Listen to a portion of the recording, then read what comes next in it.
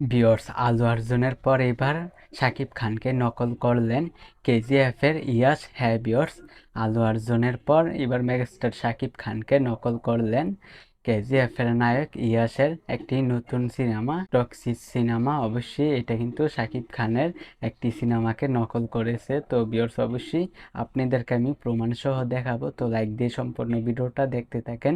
চ্যানেলে নতুন হলে সাবস্ক্রাইব করবেন। তো চলেন ভিডিওটা শুরু করা যাক।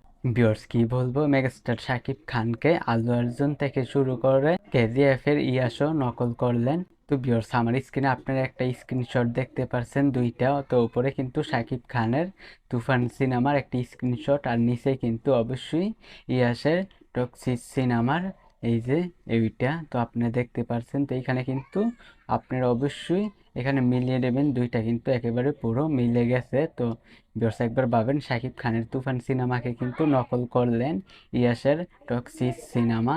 তো ভাগ্যিস শাকিব খান আগে তুফান সিনেমাটি করেছে, না হলে বলতো শাকিব খান নকল করেছে। মেগাস্টার শাকিব খানের তুফান সিনেমাকে কিন্তু নকল করলেন কেজিএফ এর নায়ক ইয়াসের টক্সিস সিনেমা। হ্যাঁ ভিউয়ার্স, তো আপনারা গাইস দেখেছেন এই বিষয়টা।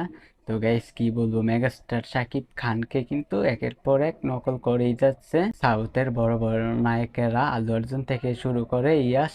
তো ভিউয়ার্স, এই বিষয়টা আমি আপনাদেরকে জানিয়ে দিলাম। তো ভিডিওটা ভালো লাগলে অবশ্যই আমাদের চ্যানেলটিকে সাবস্ক্রাইব করবেন।